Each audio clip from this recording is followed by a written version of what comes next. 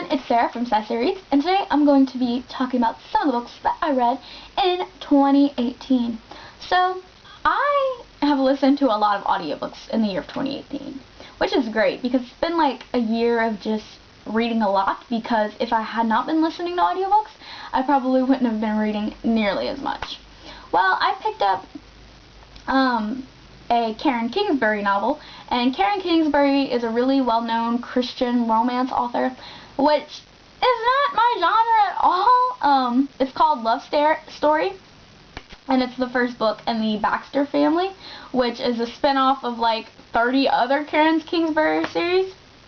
But the audiobook was so nice, you guys, especially because one of the narrators is January LaVoy, who narrates the Diviners series. And I love January LaVoy, so when I found out that she was narrating a Karen Kingsbury, I was like, oh, well, I want to read a Karen Kingsbury because I've heard that she's a great romance author, and I don't really care for romance, but, well, no, that's not the case. I do care for romance. I care for historical romance. This isn't historical romance, but we do follow one of the Baxters, who's lost his first wife, and his grandson is asking him to recount his love story with his grandmother, and that's sweet. So I guess in a sense it is a little historical, and I love that. This is, keep in mind, a heavily Christian novel, so like God is speaking to them, they are praying to God, they seek out God's counselship, and they have a relationship with God, which I loved. I enjoyed that a lot, because that's who I am as a person. I listen to God, I pray to God, God speaks to me. I speak back. Sometimes. Sometimes I have nothing to say to him because I'm like, you right, let me walk away. And the other point of view follows two lines. We follow a girl who is working for hurricane relief, and we follow a guy, I think his name is Cody, and he is a football coach, and they were once engaged, but he suffers from PTSD, and it's one of the contributing factors of why their relationship fell apart, but the woman does not know that he has PTSD, so communicate with people, folks. Let people know your mental hurts. It's okay to be broken. And so, like, to be honest, I didn't really care about the second storyline. I was mainly living for the Baxter family storyline. It was cute. I enjoyed it. I give it 4.5 stars. It's nothing spectacular, but I just really liked it. Really, really liked it. So yeah, Love Story by Karen Kingsbury, which was my first Karen Kingsbury read, was a solid one, and I do think that I will be picking up more by her in the future, particularly for audiobooks, because I feel like I would enjoy them only as audiobooks. The next book that I read was an e-arc that was provided by NetGalley and the publishers. It is called It's All About the Duke by Amelia Gray. So this is a historical romance that follows the Duke of Rathburn, and you know, he's got his typical dark past, and there's scandals, and there's a girl who, well, he is the main target of a gossip column called Miss Honora Truth.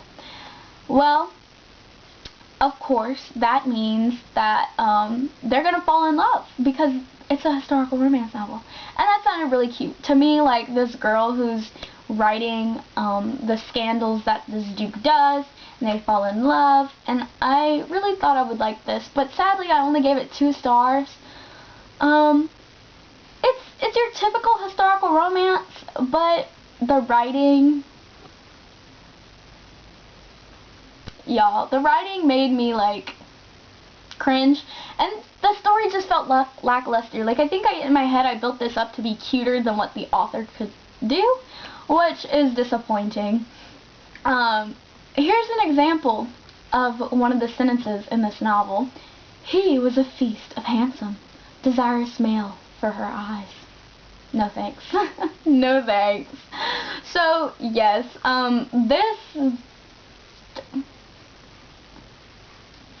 I just wasn't invested. It was all okay for me. I'm looking at my review now, which I'll leave a link for it down below so you can go and read it and see what my thoughts are.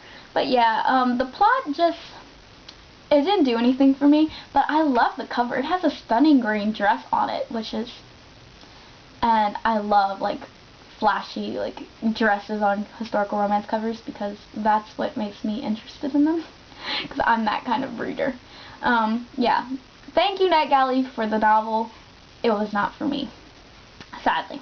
The next book that I read was Against Forgetting, edited by Carolyn Forche. I have been clunking my way through this whopper since 2017. I technically didn't read all of it because I would skim read the page and go, oh, this poem interests me, this doesn't. So, yeah, I tabbed stuff, so, like, obviously I did read it. I have a review on Goodreads. Hello, Jelly. My dog is here. So I have a review for this that I will leave linked down below on Goodreads. This is a poetry collection, so it's kind of hard to review because there's poems from all the eras. But this focuses mainly on people who have witnessed war and protest, and this is in essence a protest of war. Why are you sniffing my bookshelf? Where are you going? Okay. You can go on the bed. There you go. She's so cute. You're like, she's precious. So yeah, Against Forgetting has some great poems in here, but I think you don't really need to purchase this book. I think you'd be better off just looking up the poems online for free. But if you are interested in collecting poetry collections, then maybe this anthology is one for you. You are moving around way too much, madam. You need to chill. There.